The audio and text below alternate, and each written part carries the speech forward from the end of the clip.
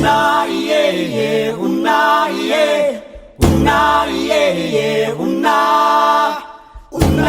Nalaman namin ang mga pangangailangan at problema ng mga mag-aaral at ilang kawani sa Kabakan Elementary School o KES sa pamamagitan ng aming pagbisita. Kaya naman napakahalaga nito sa amin. Bilang mga mag-aaral sa 10 baitang ng ADU JHS, ang aming pagbisita ay hindi lamang nakatulong sa amin na mas makilala ang komunidad, ngunit umaasa rin namin lutasin ang mga isyong nakita namin at bigyan ang aming mga tiyuti ng mas mahusay na pangunawa sa mga paksang nahihirapan sila. Para sa amin bilang mga mag-aaral, ito ay makabuluhan dahil ito ay susuporta sa aming pagsisiyasat ng aming kasosyong paaralan. Bilang karagdagan sa pagsasagawa ng pananaliksik, napagmasdan din namin ang pang-araw-araw na buhay at mga karanasan ng mga guro, magulang, mag-aaral at iba pang miyembro ng katuwang ng komunidad ng paaralan. Lahat ng mga residente ng KES na aming naobserbahan ay may hihirap. Sa aming pakikipag-usap sa mga mag-aaral, inihayag nila na paminsan-minsan ay hindi sila kumakain dahil sa kahirapan, na ilang mga bata ay dinukot mula sa labas ng paaralan at na may mga away kung saan ang mga bata ay nasugatan. Sa huli, dapat natin tulungan ang mga bata dahil talagang kailangan nilang protektahan at hindi dapat harapin ang mga kakilak-kilabot ng mga bagay na nangyayari sa kanila. Bilang karagdagan sa kahirapan at kawalan ng kapanatagan, ang mga pamilya at paaralan ng ating kasosyong komunidad ay nahaharap sa mga isyu sa hindi sapat na infrastruktura, mga gamit sa paaralan at pamamahala ng basura at mga sistema ng paaugusan.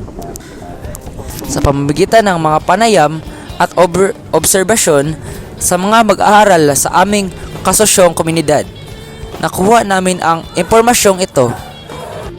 Upang mapabuti ang kalidad ng buhay para sa mga pamilya at mag-aaral sa komunidad, kritikal na makahanap ng mga solusyon sa mga isyong ito. Dahil ang paggawa nito ay magpapagaan ng buhay para sa mga nakatira doon.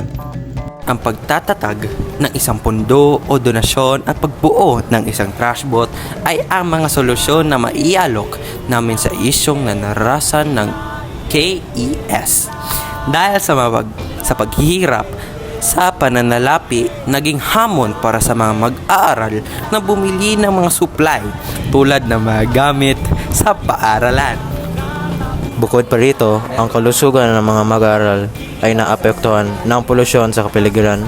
Kaya para mapanatiling malusog ang mga mag-aaral, bubuo kami ng trash bot. Bukod pa rito, magbibigay kami ng mga gamit sa paaralan sa mga mag-aaral na nangangailangan. Sa pagtatapos ng aming dokumentaryo, nais naming bigyang diin ang kahalagahan ng pag-unawa at pagtutulungan sa Kabakan Elementary School. Layunin namin na magkaroon ng positibong epekto sa pamumuhay ng mga mag-aaral, kaya't ang pagtatag ng pondo at trash bot ay ilan sa mga hakbang na nais naming tahakin. Hinihimok namin ang lahat na makiisa sa pagsusulong ng edukasyon at kalusugan sa paaralan, sapagkat sa pagkakaisa, maaari nating baguhin ang kinakabuhasan ng mga batang ito. Maraming salamat sa pagtutok at pag-unawa sa mga kwento ng Kabakan Elementary School. Esophagus.